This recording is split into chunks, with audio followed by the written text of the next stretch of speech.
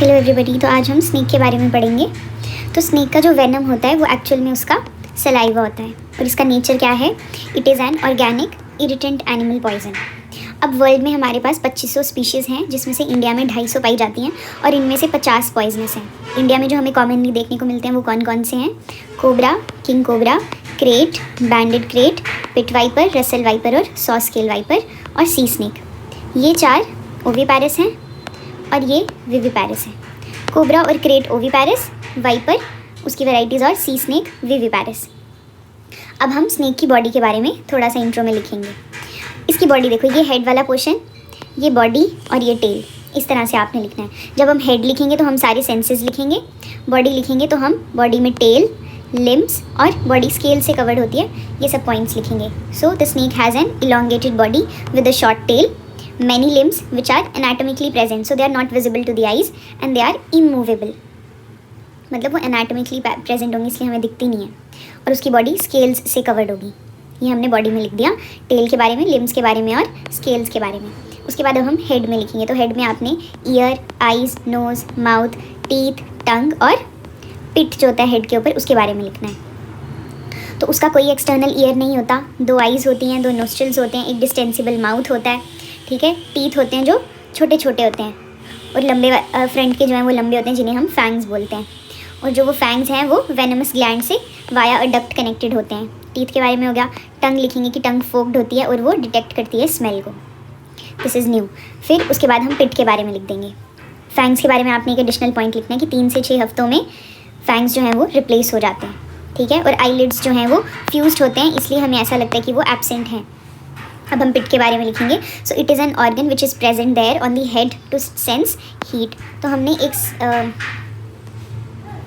Sense of smell को detect करने की बात की और एक हमने हीट को सेंस करने की बात की। तो हीट को सेंस करता है पिट और स्मेल को सेंस करता है टंग, मतलब नाक और टंग पास पास में। तो आप याद रखना कि वो टंग से स्मेल स्नेक डिटेक्ट करता है।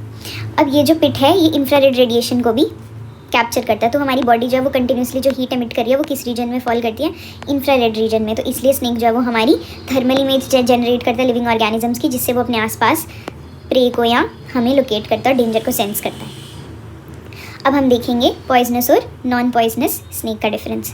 तो पहले आपने इस वाली पॉइंट को एज ए डेफिनेशन लर्न करना है। They are capable of producing, मतलब बनता है इनमें वेनम, और इंजेक्ट मतलब इंजेक्ट करने के लिए क्या चाहिए? फैंग्स। तो मतलब इनमें ये भी है और प्रोडक्शन का भी है। तो they are capable of producing and injecting venom through specialised teeth called fangs. ये इनमें नहीं होता प्रोडक्शन, यानी दे लैक वेनम, और फैंग्स वो भी नहीं होते। तो ये कैसे मारते हैं अपने प्रे को?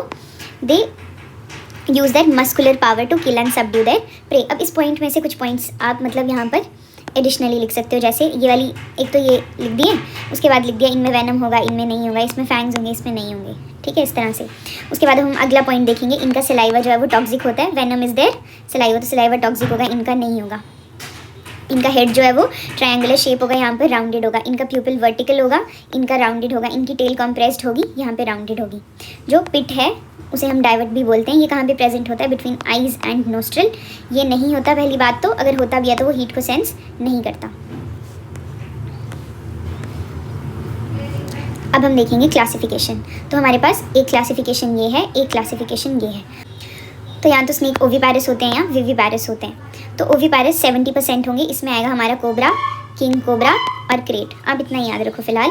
इसमें विविपैरस में हमारे पिट वाइपर्स और सी स्नेक्स आ जाएंगे, ठीक है। मतलब वाइपर्स और सी स्नेक इसमें, कोबरा, किंग कोबरा और क्रेट इसमें, ठीक है। और 70% ओविपैरस होते हैं। अब हम पॉइजन के बेसिस पे अगर देखें तो वी हैव मानव, मायोटॉक्सिक, न्यूरोटॉक्सिक एंड वैस्कुलोटॉक्सिक। तो इनकी जो फैंग्स की लेंथ होगी मायोटॉक्सिक की, दैट इज़ 2 to 4, एन से 4 to 6 और यहाँ पर 12 to 15, यानी इनके इतने डीप फैंग्स होंगे तो बंदा इससे जल्दी मर जाएगा, है ना। तो न्यूरोटॉक्सिक में आते हैं हमारे elapids, cobra, king cobra, krait, banded krait. Myotoxic में आगे मस्कुलर पावर से जो मारेंगे सी स्नेक्स, इसकी एग्जांपल है हाइड्रोफिस। वैस्कुलोटॉक्सिक में आएंगे पिट वाइपर, रसल वाइपर और सॉस्केल वाइपर। अब यहाँ पर जो इंडिया में कॉमनली स्नेक्स पाए जाते हैं उनके बारे में कुछ कुछ लिखा है, तो आप ये एक बार रीड कर लेना। जैसे कोबरा है रेजिडेंट एरिया में मिलता है, किंग कोबरा फॉरेस्ट में मिलता है। इनकी लेंथ है, ये तो याद ही करनी है। फिर ये जो हम देखते हैं कॉमनली जो स्नेक, ये वो है कोबरा। फिर ये जो हम जानते हैं कि कोबरा की हुड होती है, उस पर ऐसे 2 आई लाइक स्ट्रक्चर्स होते हैं और ये कनेक्टेड होते हैं, ऐसे लगता है स्पेक्स है। तो ये वही सब लिखा है कि इसकी हुड होती है। हुड ये तब बनाता है जब यह खुद को डिफेंड कर रहा होता है। तो वो कैसे बनाता है, लेटरल एक्सपेंशन करता है नेक मसल्स की और रिब्स की। और हुड के डॉर्सल साइड पर हमें 2 सर्कुलर ऑसिलाई पैटर्न से दिखते हैं, जिसे हम ओवल स्पॉट बोलते हैं, और ये कनेक्टेड होते हैं कर्व्ड लाइन से, इसलिए ये चीज़ रिजेंबल करती है लाइक स्पेक्टिकल्स। फिर ये किंग कोबरा के बारे में लिखा है, कुछ इनके फीचर्स लिखे हैं, तो आप एक बार इसे रीड कर लेना, याद रहे तो ठीक, नहीं तो ये इतना इंपॉर्टेंट नहीं है। बैंडेड क्रेट के बहुत सारे कलर्स में होता है ये। पिट वाइपर है, इसका ग्रीन पिट होता है, हेड पे रसल वाइपर है, इस पर वी शेप्ड मार्क है, डायमंड शेप्ड मार्क होता है। Hiss sound, I think I forgot to tell you one point. देखो हुड होती है वो फन, और हुड क्या है, जो वो हिसिंग साउंड प्रोड्यूस करता है प्रीडेटर्स को वार्न करने के लिए। जो हिसिंग साउंड होती है सांप की, वो उसे हुड बोलते हैं, और ये फन को हम हुड बोलते हैं, ठीक है। फिर ये 100 स्केल के बारे में है, और ये सी स्नेक में सबसे मिनिमम स्केल्स होते हैं। अब हम फेटल डोज फेटल पीरियड देखेंगे।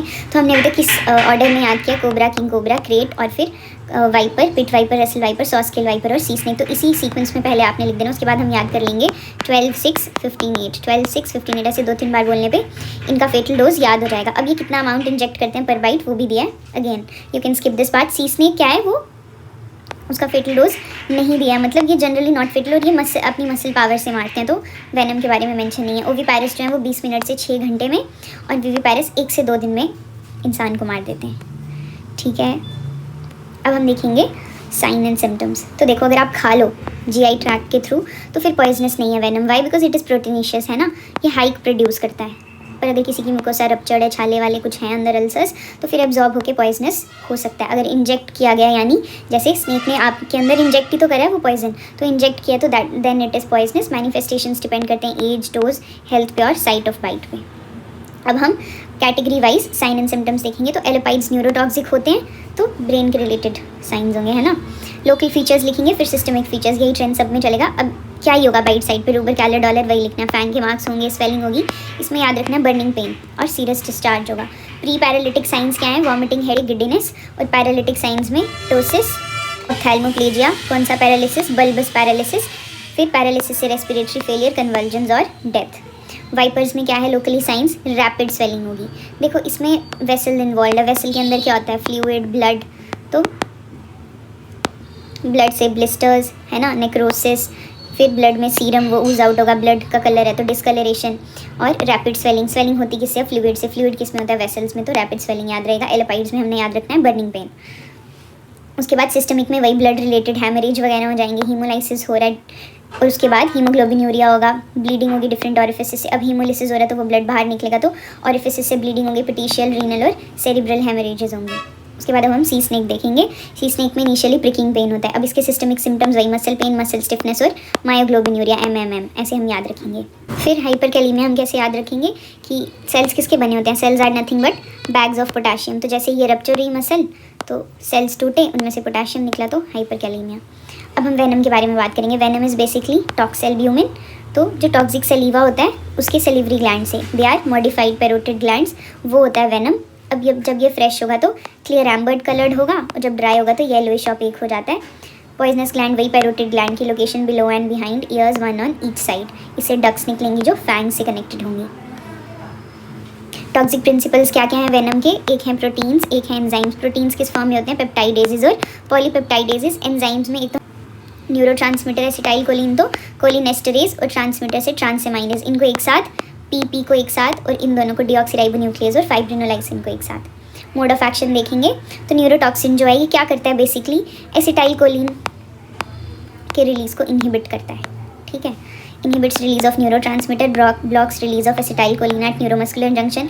तो ये आपका साइनैप्स है, ठीक है, ये प्री साइनैप्टिक, ये पोस्ट साइनैप्टिक। तो यहाँ पर आके ही तो वेसाइकल फ्यूज होता है और एक्सोसाइटोसिस होता है न्यूरोट्रांसमीटर का, तो ये इसी चीज़ को ब्लॉक करता है, वही लिखा है घुमा फिरा के, डिस्टर्ब्स द साइनैप्टिक ट्रांसमिशन, वही न्यूरोट्रांसमीटर को नहीं आने देता। वैस्कुलर टॉक्सिक, हीमोलाइटिक इफेक्ट होगा किस किस से, फॉस्फोलाइपेज, प्रोटीएज और लाइटिक फैक्टर्स, वही जो क्लॉटिंग फैक्टर्स को इनहिबिट करेंगे, और फिर नेक्रोसिस हो जाएगा। मायोटॉक्सिक होता है फॉस्फोलाइपेज, एनाटॉक्सिन और क्रोटॉक्सिन से, ये मसल का नेक्रोसिस करते हैं, ठीक है। ये कैसे एक्ट करते हैं, जो सेल की प्लाज्मा मेम्ब्रेन है उसको तोड़ेंगे, ठीक है। ये इनका मोड ऑफ एक्शन बताएं। अब हम ट्रीटमेंट देखेंगे। पहले तो पेशेंट को एंजाइटी हो जाती है, फियर हो जाता है, तो आपने उसको सांत्वना देनी है कि भाई कुछ नहीं होता।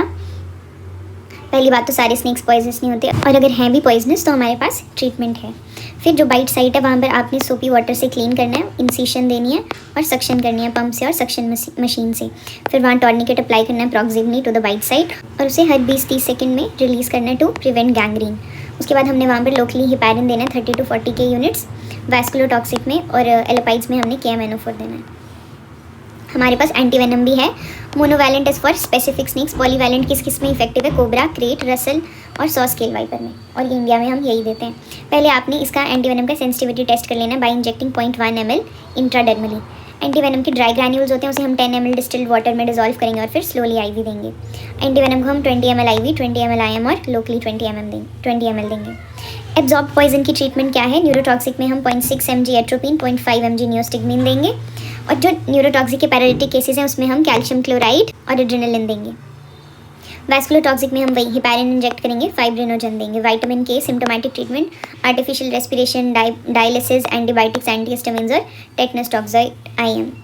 मेडिको लीगल एस्पेक्ट, एक्सीडेंटली होती है स्नेक बाइट, होमिसाइडल पहले होती थी, कैटल पॉइजनिंग, सुसाइडल का भी आज तक एक ही केस है, क्वीन क्लियोपैट्रा का।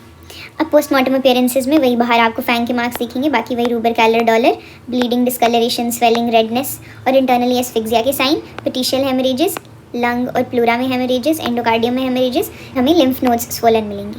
Thank you.